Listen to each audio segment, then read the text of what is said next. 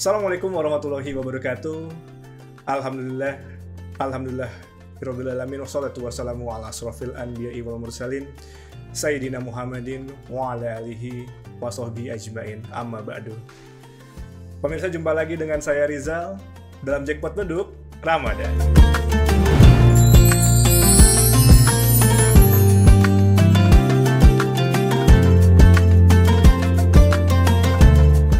Pemirsa, bagaimana nih rasa puasa di minggu kedua gitu ya. Mudah-mudahan semua tetap lancar, tetap istiqomah dalam menjalankan ibadah puasa di tahun 1444 Hijriah ini. Di hari ini kita akan membahas terkait dengan cara kita memaknai ijtihad dalam inovasi. Nah, kita sudah ditemani oleh Al-Ustadz Rahmat Dahlan. Assalamualaikum warahmatullahi wabarakatuh. Waalaikumsalam warahmatullahi wabarakatuh. Gimana kabarnya, Mas? Lah, saya yang ditanya. Alhamdulillah baik, Ustadz. Iya, Gimana Ustadz kabarnya sekarang nih? Sehat, alhamdulillah. Pemirsa dimanapun berada, apa kabarnya? Semoga kita selalu dalam lindungan Allah Subhanahu Wa Taala. Amin ya rabbal alamin. Ustadz, bedanya apa Ustadz? Puasa kali ini sama puasa tahun lalu? Iya. Ada nggak bedanya Ustadz? Iya. Baik, Mas. Alhamdulillah wassalatu wassalamu ala Rasulillah wa ala alihi washabbihi wa ala. Nah, pertanyaannya bagus sekali nih. Bedanya apa ini puasa kali ini sama puasa yang kemarin ya? Iya, kemarin. Ya pasti beda ya. Tahun ini tahun 1444 Hijriah atau bertepatan 2023. Tahun-tahun yang lalu kita terkena COVID-19 ya, coronavirus disease dari 2019 sampai 2022 ya, jauh berbeda. Apalagi ketika 10-20 tahun yang lalu. Jadi memang pasti ada perubahan ketika kita berpuasa hari ini dan berpuasa di tahun-tahun yang lalu. Perubahan-perubahan itu yang disebut sebagai inovasi ya, Ustadz, gitu ya, baik dalam hal apapun gitu. Jadi kita coba memaknai ijtihad dalam inovasi ini, Ustadz. Tema hari ini gitu ya. Saya mungkin dan juga mewakili pemirsa-pemirsa yang lain, ada ya yang mungkin masih bingung apa sih Ustadz artinya ijtihad itu, Ustadz? Kalau boleh dijelaskan, Ustadz. Iya. Baik, asal ijtihad itu secara bahasa ya, secara etimologi, lugawi ya, dari kata ijtahada yajtahidu ijtihad. Jadi ijtihad itu adalah kata benda ya, as a noun, masdar kalau dalam dalam nahwunya, akar katanya ijtahada yajtahidu, berjuang, bersungguh-sungguh, jihad. Nah, cuman ada ziyadah ya, ada alif dan ada ta gitu, ijtahada yajtahidu. Ijtihad berarti kesungguhan ya, kesungguhan. Nah, secara bahasa atau secara terminologi, secara istilahi, ijtihad itu adalah upaya sungguh-sungguh untuk menggali ketentuan hukum yang baru yang tidak ada di dalam Quran maupun Sunnah. Nah, jadi seperti itu terminologi secara istilah. Ijtihad itu mencari hukum-hukum yang tidak kita temukan di dalam Quran maupun Sunnah, di mana para ulama melakukan ijtihad. Nah, seperti itu. Itu berarti yang hanya bisa melakukan ijtihad adalah ulama, Ustaz. Ya. Kalau kita sendiri bisa nggak, Ustaz? Kalau secara bahasa kita tadi yang saya katakan, secara etimologi kita bisa aja berijtihad sendiri. Tapi ada syarat memang untuk menjadi seorang mujtahid. Yang kita kenal misalnya Imam Al-Ghazali, seorang mujtahid, seorang ahli tasawuf, seorang ahli ilmuwan tentang kepakaran yang luar biasa, Imam Al-Ghazali. Jadi untuk menjadi mujtahid, orangnya namanya mujtahid. Nah, jadi pekerjaannya namanya ijtihad. Itu tidak mudah. Nah, jadi kita tidak bisa berijtihad sendiri. Walaupun ada hadis yang mengatakan man ijtahada walau akhta'a falahu ajrun. Barang siapa yang berijtihad walaupun dia salah ijtihadnya karena dia sudah mendasarkan kepada Quran maupun Sunnah, dia tetap mendapat satu pahala, yaitu pahala dia berijtihad, menetapkan hukum berdasarkan Quran dan Sunnah. Nah, seperti itu. Memang berarti ijtihad itu bukan hal yang mudah gitu. Betul, ya. Bukan juga kita misal kita meramu sebuah masakan gitu, terus kita bisa cicipin, oh ini enak atau enggak nih, bukan seperti enak atau enggak ya, tapi benar atau salah. Nah, benar atau salahnya itu siapa, Ustaz, yang menentukan, Ustaz? Ya, benar ataupun salah itu dalam konteks memang dalam pola ijtihad ini, ya ada ijtihad muqorin, ada ijtihad yang yang perbandingan, ada ijtihad yang berdasarkan misalnya ijma, qiyas, sadu zari'ah, istislah, ya dan seterusnya. Dan itu memang berdasarkan ra'yun, pendapat. Jadi seorang ahli fikih, ya namanya faqih yang mendalami ilmu, dia punya latar belakang keilmuan ilmu tafsir, ilmu hadis, ya, terus ilmu-ilmu nahwu, shorof, kaidah balaghah dan seterusnya, dan dia menafsirkan Al-Qur'an, ya, mencoba mentakwilkan, ya, menurut pandangan beliau, ya, beliau yang memang sudah hafiz Quran, sudah hafal tentang hadis dan seterusnya, menetapkan suatu hukum. Nah, hukumnya itulah menjadi hasil ijtihad. Nah, namanya itu menjadi produk ijtihad ulama. Jadi kita banyak baca di turas-turas, ya, di dalam kitab-kitab, banyak ulama A menentukan hukum A, ya ulama B menentukan hukum B, walaupun ya kadang ada ketidaksesuaian atau perbedaan, al-ikhtilaf, ya, bainal ulama, di antara para ulama. Karena apa? Karena ulama mencoba menafsirkan atau memberikan penafsiran terhadap hukum A dan hukum B yang memang tidak ada di dalam Al-Quran maupun Sunnah, seperti itu. Oke, ini berarti kalau misalnya ijtihad nih, kalau saya baca dulu zaman kuliah, Iya, betul. Zaman kuliah itu dulu kita belajar namanya Sirah Nabawiyah. Ya. Di Sirah Nabawiyah itu ada beberapa hal yang disebut sebagai urf atau nggak adat gitu, ya bahasa adat. kita, ya adat. Nah, Islam dalam menyikapi adat sebagai hal-hal yang sifatnya tradisional atau bahkan ya kita sebutnya hal-hal yang harus dijaga juga gitu, ya, nilai-nilai tradisional itu, bagaimana menyikapinya, Ustaz? Iya. Jadi ada yang kita kenal sekarang, mungkin kalau disederhanakan ada adat. Adat itu kan kebiasaan. Ada yang namanya syariat. Syariat ini aturan dari Allah Subhanahu wa taala. Sumbernya dari Al-Quran maupun Sunnah. Nah, biasanya memang ada persinggungan antara adat dengan syariat. Ya, antara kebiasaan yang sudah menjadi hukum. Kalau saya ke rumah Mas, di sini mah adatnya nggak boleh mandi jubar-jubar. Oh iya. Nah, jubar-jubar tuh ngabisin air. Iya, habisin air. Nah, karena adatnya di rumah Mas nggak boleh mandi. Sedangkan kalau saya mandi di rumah saya bebas saja karena air banyak misalnya. Itu adat. Tapi secara syariat saya boleh aja pakai air, kan gitu ya. Mau masalah pakai air banyak atau mau pakai air dikit, itu kan lain urusan. Yang penting saya pakai air. Secara syariat saya boleh pakai air. Tapi masalah pakai air banyak atau sedikit itu adat. Nah, makanya biasanya ada benturan, ya, antara adat dengan syariat, seperti itu. Oke. Ustaz, bisa dikasih gambaran nggak, Ustaz, terkait dengan contoh-contoh tadi, Ustaz? Ya, contohnya misalnya ketika ada yang suatu kebiasaan, yang kebiasaan itu menjadi hukum dalam kaidah fikih dengan al-adatu muhkamatun. Kalau kebiasaan itu kadang-kadang jadi hukum, ya, dan itu baik tertulis maupun tidak tertulis, ya kan gitu.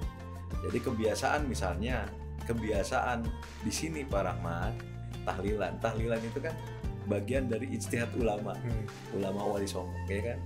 Nah, tahlilan itu kan adat. Syariatnya ada nggak? Nggak ada. Tidak ada kan? Nggak ada. Hadis, Quran, Sunnah tidak ada. Nggak ada. Tidak ada kan? Yang ada hanya digembirakanlah orang yang telah kehilangan, takziah. Jadi menghilangkan al-adza. Al-adza itu musibah, bencana. Jadi digembirakan, ya, biar disenang-senengin dia karena dia merasa kehilangan. Datanglah ulama yang dibaca tahlil, kan gitu ya. Afdhalu zikri fa'lam annahu la ilaha illallah. Jadi kebiasaan, nah namanya tahlilan, kan gitu ya. Baca Yasin, Yasinan, kan gitu ya. Jadi itu kebiasaan yang sumbernya tidak ada, tapi para ulama melakukan ijtihad, inovasi ketika itu dakwahnya ijtihad. Dakwah Wali Songo juga banyak ijtihad. Nah, ketika ada benturan antara adat dengan syariat, nah sekarang kan banyak yang tahlilan kan nggak ada dasar hukumnya. Itu memang tidak ada, itu upacara yang memang bagaimana ada nilai-nilai keberkahan. Akhirnya setelah tahlilan kan dapat barokah, berkat. Berkat itu kan dari bahasa barokatun, birkatun, berkat itu sama, ya. Mahiyal barokah, ziyadatul khair. Barokah itu ada tambahan kebaikan. Jadi kalau kita datang mengunjungi orang yang sedih, orang yang sakit, itu kita dapat ilmu yang luar biasa kan, Masya Allah ya. Nah, setelah itu kita gembirakan mereka, ya, syukur-syukur jangan kita yang membuat beban mereka, kita yang bawa berkatnya, kita yang bawa. Ini sunnah Rasulnya seperti itu sebenarnya. Kita yang bawa makanan, teng-tengan, datang kita bawa, udah ente nggak usah mikirin urusan ini, berkat kita yang siapin. Jadi biar dia nggak puyang tambah puyang kan gitu. Itulah dakwah.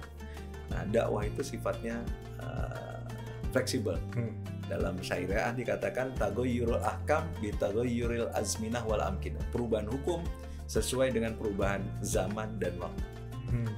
2023 ya is different ya between 2030. 2023 pasti berbeda dengan 2013. Ya peraturan yang dibuat manusia pasti berbeda. Tetapi peraturan yang dibuat Allah, nah Allah itu kan alimum bidzati sudur. Allah itu Maha mengetahui semua. Makanya Allah melakukan sumber hukumnya lewat Quran maupun Sunnah. Ya, taraktu fikum amrayni lan tadilu abada ma in tamassaktum bihima. Aku tinggalkan dua perkara, kata Nabi Muhammad SAW. Ya, lan tadilu nggak bakalan tersesat. Ya, in tamassaktum bihima. Kalau kamu berpegang teguh kepada Quran maupun Sunnah, apa kata Nabi? Ya, kitab Allah, Al-Quran, kitab-kitab Allah, wa sunnah Rasul, dan sunnah Rasul. Jadi seperti itu. Jadi kembali lagi tadi ada benturan antara adat dengan syariat. Tapi kembali ya ini karena dalam konteks kearifan lokal yang memang akhirnya dibarengi dengan syariat. Gitu. Seperti itu. Sebetulnya kalau kita sebagai manusia tergantung menempatkan dirinya aja gimana gitu ya, dan dalam kondisi apa. Ini pun sama dengan ketika kita mengikuti mazhab Syafi'i gitu ya. Terus kita berada di tempat lain yang memiliki mazhab yang berbeda. Contoh, kalau misalnya kita nih di sini ketika berwudu lalu bersentuhan dengan lawan jenis itu langsung batal. Itu hukumnya langsung batal gitu kan ya.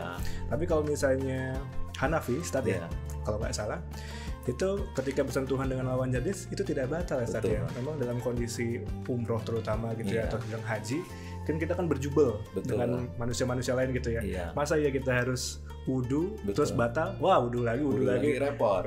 Itu wudunya jauh lagi kan. Nah, jadi kalau ada perpindahan mazhab dinamakan talfik antara satu mazhab ke mazhab lain. Mazhab itu kan tempat pergi, tempat pijakan. Ya, ada juga manhaj, tempat kita mengikuti. Kita ini nggak mungkin langsung melihat Quran Sunnah itu sebagai sesuatu yang ajak, tapi kita mengikuti para ulama yang mengeluarkan kajian fatwanya. Kalau di Indonesia namanya Majelis Ulama Indonesia. Kalau mazhab ya ada mazhab Syafi'i, Hambali, Hanafi. Mereka mengeluarkan hukum. Ya, seperti tadi bersentuhan, mazhab Hanafi setelah wudu ya bersentuhan, ya kan? Nah, kalau menurut pandangan Imam Syafi'i, bersentuhan dengan lawan jenis baik syahwat maupun tidak syahwat itu butlan, batal. Butlan itu batal ya, berarti dia wajib wudu lagi secara hukum. Nah, tapi menurut mazhab Hanafi, bersentuhan selama tidak syahwat yang ada masalah. Nah ini, jadi masing-masing punya dasar yang memang sumbernya tetap sumber Quran maupun Sunnah.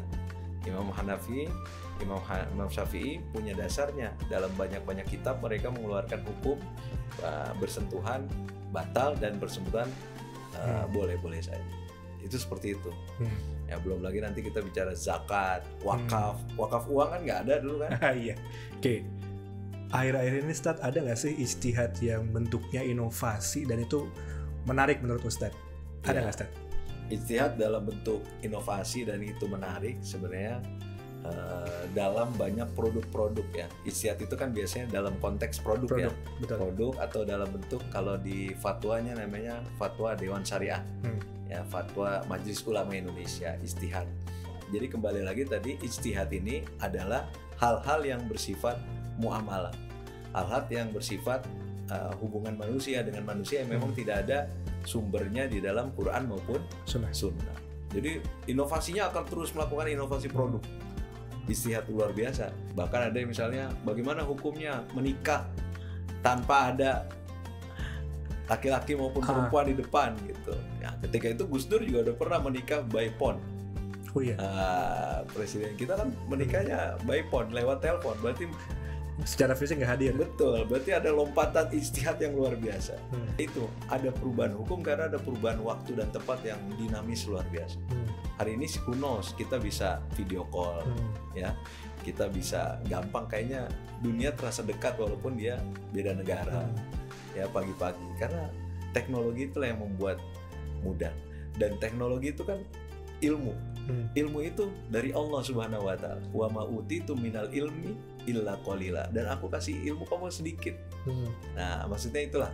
Jadi para ulama juga pasti mengatakan ini menurut ya kemampuan penulis atau kemampuan saya sebagai ulama pada zaman ini di tahun 1600-an saya menetapkan hukum A. Tapi nanti di tahun yang akan datang atau 100 tahun yang akan datang, wallahu a'lam bishawab. Nah, biasanya para ulama menulisnya gitu. Wallahu a'lam bishawab. Hanya Allah yang lebih tahu.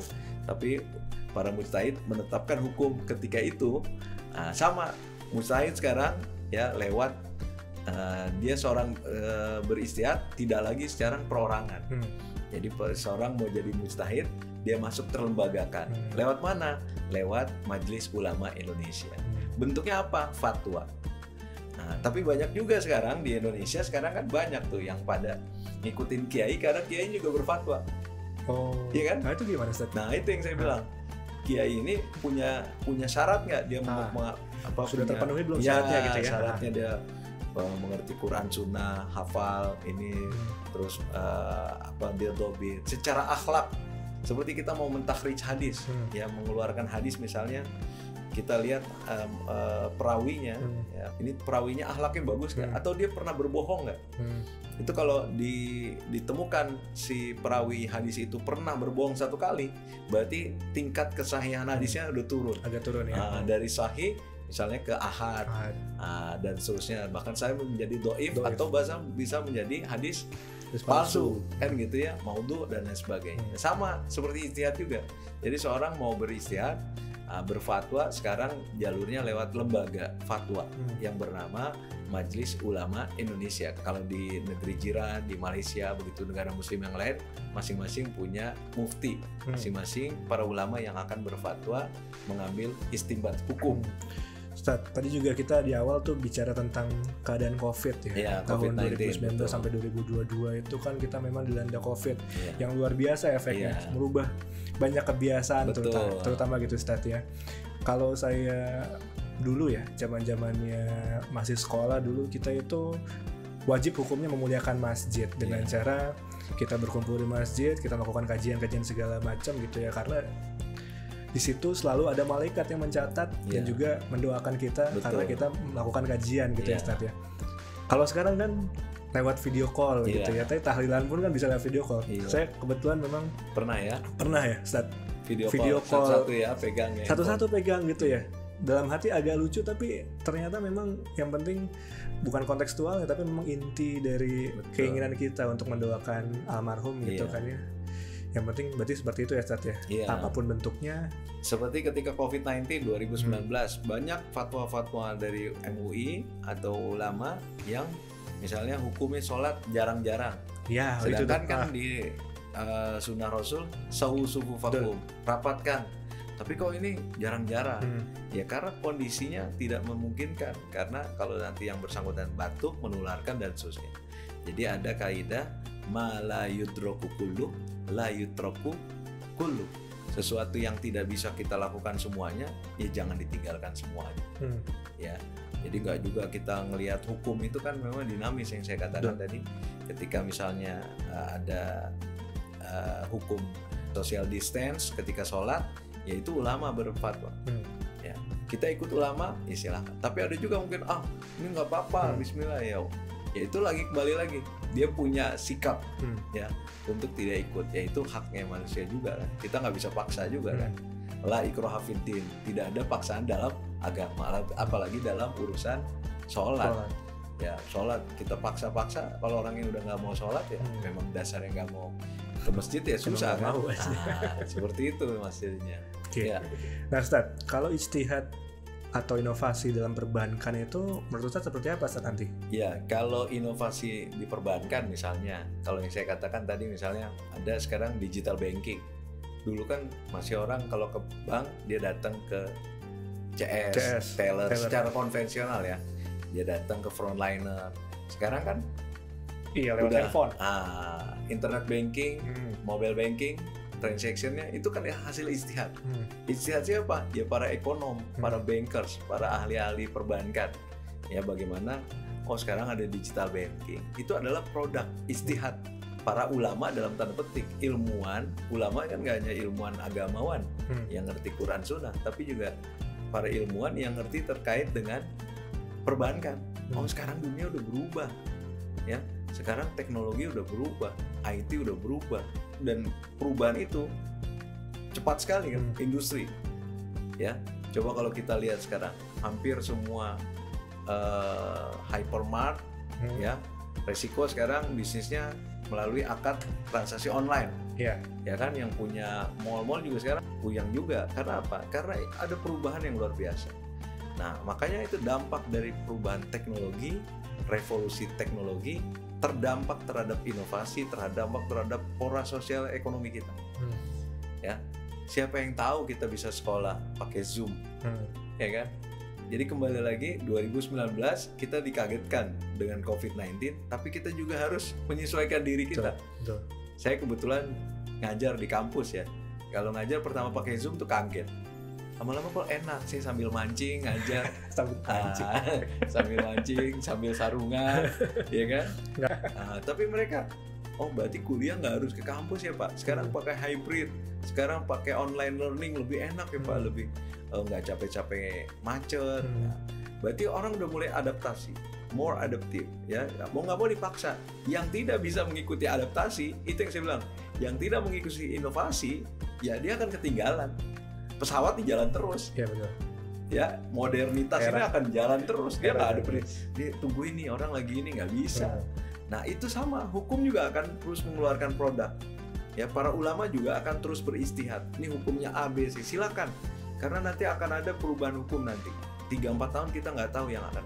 Karena ini berkaitan dengan sosial ekonomi. Ya terkait dengan hajat hidup orang banyak. Imam Syafi'i mengatakan ya ada 3 kepentingan. Ya kebutuhan manusia, ada doruriyah primer, ya ada hajiyah, ya sekunder, ada tahsiniyah tersier. Jadi doruriyah ini secara konsumsi, kalau di teori pendapatan Y sama dengan autonomous consumption, masih ingat kan ya? Masih. Y sama dengan C, tingkat pendapatan selalu berbanding lurus dengan konsumsi. Semakin banyak penghasilan pasti semakin banyak hasrat kita untuk berkonsumsi. Ya. Ini udah dalam pikiran kita nih, THR udah mau keluar, nggak tahu nih berapa THR-nya, ya. Tapi dalam pikiran kita, oh kalau saya dapat THR 10 juta, saya mau beli lebih dari 10 juta. Ya, karena apa? Nafsu manusia ini kan unlimited, tidak terbatas. Ustaz, jadi dalam konteks muamalah, ijtihad itu seperti apa Ustaz? Gitu kan? Majelis Ulama Indonesia ditanya ketika belum ada mobile banking ini. Di mana hukumnya Pak Kiai, para ulama di Indonesia transaksi tanpa fisik, ya kan gitu kan? Akhirnya ulama mengkaji, oh dengan teknologi begini, akhirnya dibuatlah hukum bahwasanya boleh dalam konteks memudahkan dan bukan memudah-mudahkan. Jadi beda ya, memudahkan dan memudahkan. Jadi memudahkan karena ini urusannya muamalah. Jadi Jackwan ini akhirnya ya transaksi secara cashless ini, fatwa ulama membolehkan misalnya transaksi non tunai seperti itu. Jadi inovasi produk di dalam dunia perbankan luar biasa. Saya lihat banyak sekali ya sekarang undang-undang, peraturan yang terkait dengan keuangan perbankan yang melakukan, akhirnya dibutuhkan fatwa-fatwa bagaimana hukumnya pembayaran melalui QRIS, kan bayar zakat. Ya kan, inovasi produk bayar zakat QRIS. Berarti hampir sekarang semua kotak amal di masjid sekarang pakai scan barcode. Sekarang nggak usah pakai duit, cukup bawa handphone, QRIS, klik, udah langsung otomatis. Berarti bayar zakat melalui QRIS hukumnya apa? Oh zaman Nabi nggak ada, berarti nggak boleh, haram. Nggak bisa begitu juga, kan gitu. Nah, orang mau niat mau bayar zakat, ya kan? Orang mau berinfak, orang mau berwakaf, zakat, infak, sedekah, wakaf, luar biasa. Orang Indonesia itu tingkat kedermawannya luar biasa. Paling rajin berderma orang Indonesia. Makanya COVID-19 senang-senang aja, karena apa? Sesama masyarakat kita saling berbagi. Apapun sukunya, apapun agamanya, apapun ras dan antar golongan, mereka saling membantu. Itulah hebatnya orang Indonesia. Nah, ini kembali lagi dalam konteks apa? Karena yasiru wala tu'asiru, permudah dan jangan persulit. Basyiru wala tunafiru, beri kabar gembira. Orang baru ngaji Quran sedikit aja udah dibilang, kalau nggak bisa ngaji nanti masuk neraka. Ya udah takut ngaji, ya kan? Tapi kalau nggak apa-apa, baca dulu Al-Quran. Kalau nggak bisa terbata-bata, kan gitu kan? Alhamdulillah setelah kita saksikan bersama penyampaian dari Al-Ustadz Ahmad Dahlan terkait dengan memaknai ijtihad dalam berinovasi. Dan jangan lupa pemirsa, kita masih memiliki saldo Jack One Pay sebesar Rp2.000 untuk 3 orang pemenang. Dan bagi pemirsa yang telah mengikuti kuis pada episode 1, dapat melihat pengumuman pemenang di akhir video. Dan bagi pemirsa yang ingin bersedekah atau berinfak, bisa melalui QR Code yang ada di layar kaca. Sekali lagi saya ucapkan terima kasih Ustadz atas kehadirannya. Semoga hari ini menjadi ilmu yang bermanfaat buat kita semua. Kita selalu dilimpahkan dan juga dilindungi Allah Subhanahu wa Ta'ala, dan dilancarkan juga ibadahnya Ustadz ya. Terima kasih. Pemirsa, tidak terasa kita sudah berada di penghujung acara. Jangan lupa saksikan terus Jackpot Beduk Ramadan setiap pada asar sepanjang bulan Ramadan di penghujung weekday, tentunya di channel YouTube Bank DKI. Saya Rizal pamit undur diri. Billahi taufiq wal hidayah. Wassalamualaikum warahmatullahi wabarakatuh.